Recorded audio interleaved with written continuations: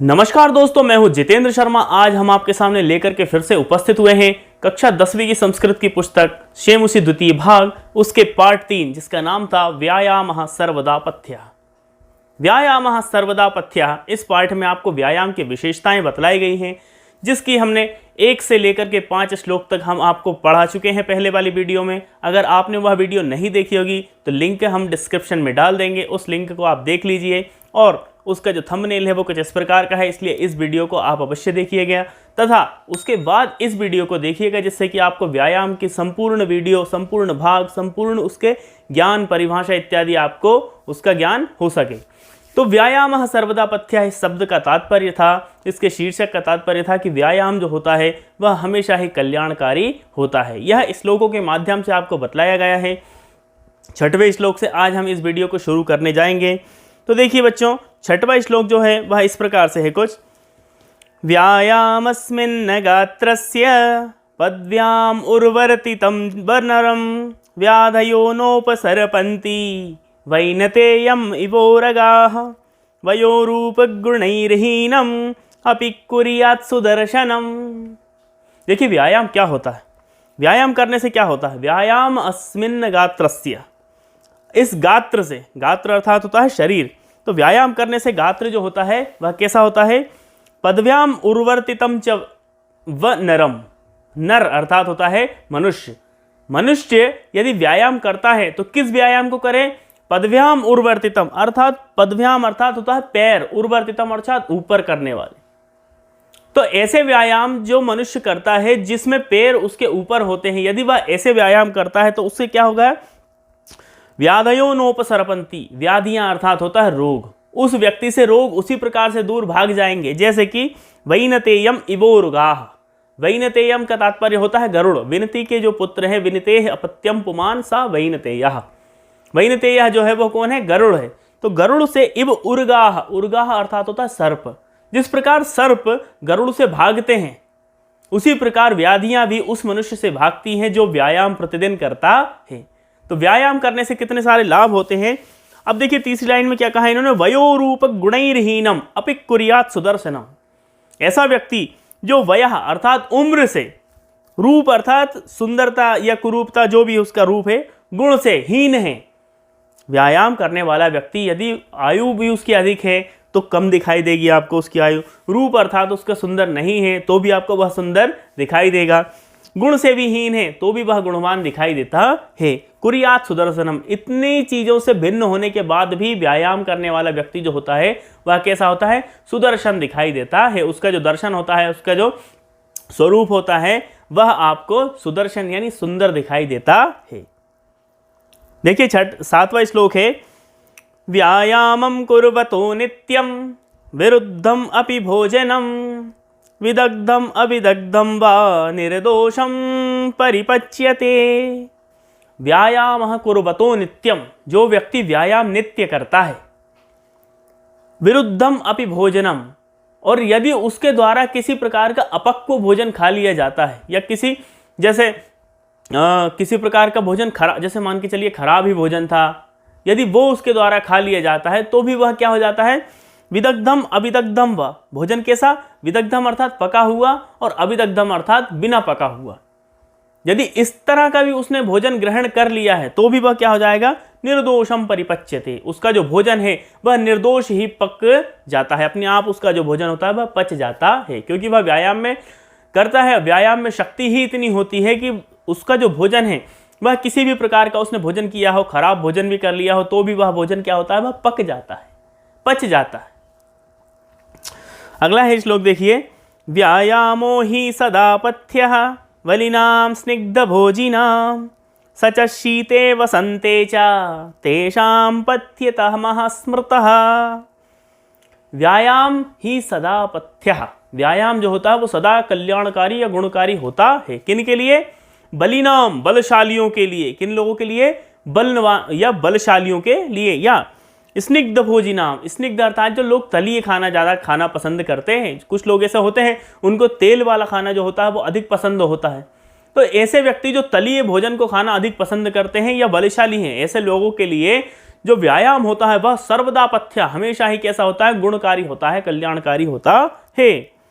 सच शीते वसंते च तेषां पथ्यतमः स्मृतः, उन लोगों के लिए शीत और वसंत जो होती है वह बहुत ही आसानी से निकल जाती है। इस ऋतु में हमेशा उनके लिए कल्याणकारी होता है।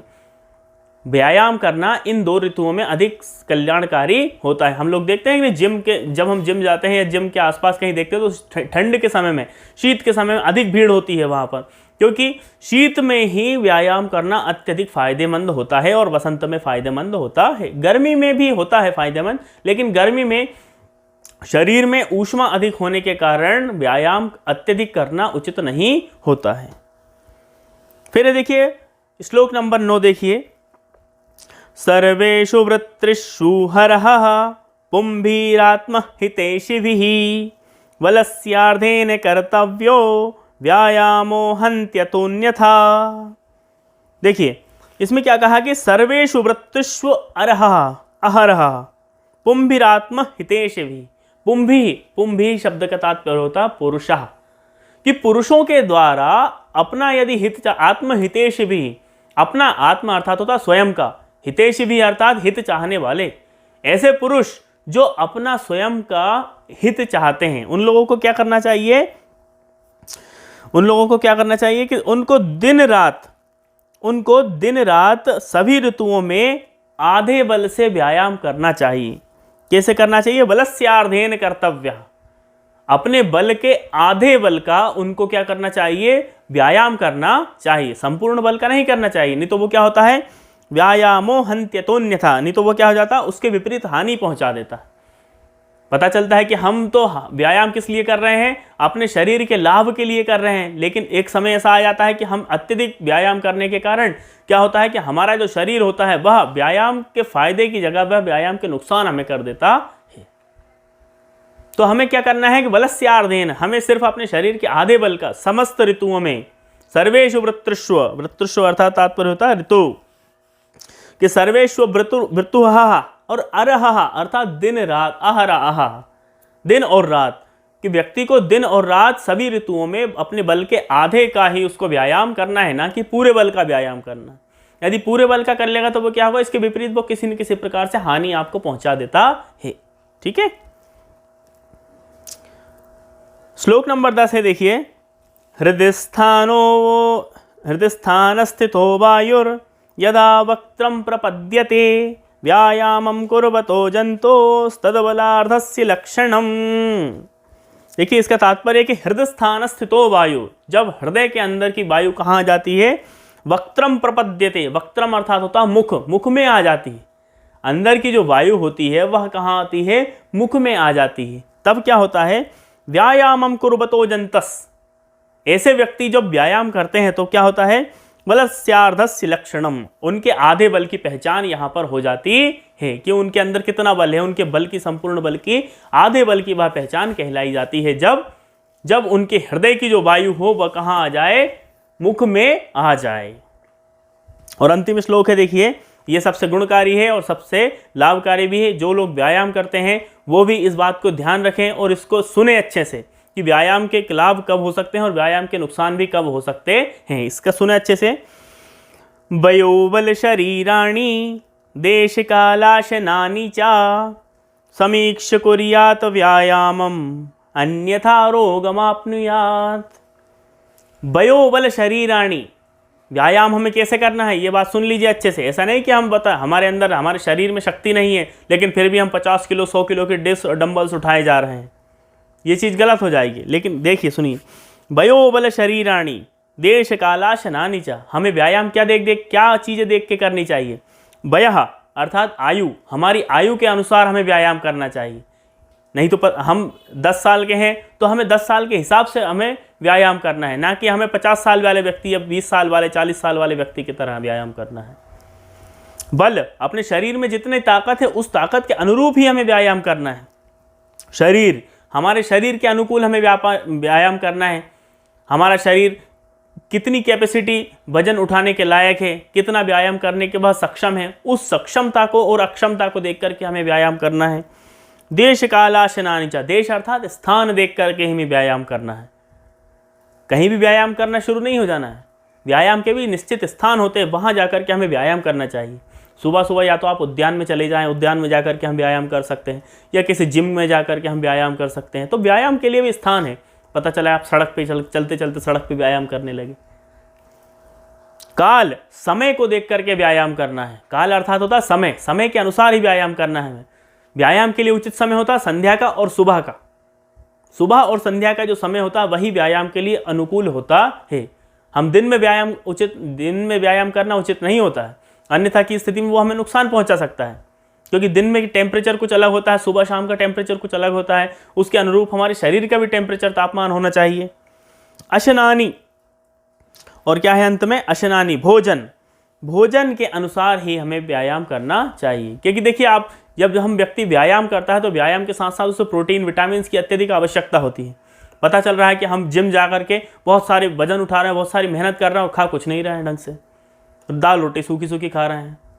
तो हमें भोजन के अनुरूप भी हमें व्यायाम करना है। तो इतने चीज़ों को ध्यान में रखते हुए ही हमें व्यायाम करना है कि वयोबल शरीराणी देश काला शनानी चा। वह अर्थात आयु, बल अर्थात हमारे शरीर की ताकत, शरीर हमारे शरीर को देख करके, देश अर्थात स्थान को देख करके, काल अर्थात समय को देख करके, अशनानी अर्थात भोजन को देख करके ही हमें क्या करना है, व्यायाम करना है। यदि इतनी चीज़ों को हम ध्यान में रख के व्यायाम नहीं करेंगे तो क्या होगा, समीक्ष कुर्याद व्यायामम। हमें इतनी चीज़ों को ध्यान में रख के ही, समीक्षा करके ही व्यायाम करना है। अन्यथा की स्थिति में क्या होगा, अन्यथा रोग मापनुयात। अन्यथा की स्थिति में आप क्या हो जाएंगे, नए रोग घर में लेकर के आ जाएंगे। जैसे शरीर में ताकत नहीं है इतना उठाने की और हमने 50 किलो का वजन उठा दिया तो क्या होगा, शरीर दुखेगा, कंधे क्रैक होने के चांसेस हो जाते हैं, कमर इत्यादि। हम कई सारे ऐसी वीडियोस आती हैं, हम लोग वीडियो देखते हैं कि उन वीडियो में क्या होता है कि शरीर के अनुकूल ना होने के कारण व्यक्ति शरीर की क्षमता से अधिक जब वजन उठाता है, अधिक जब कार्य करने की प्रयास करता है तो क्या होता है, उसके शरीर में क्रैक्स आ जाते हैं।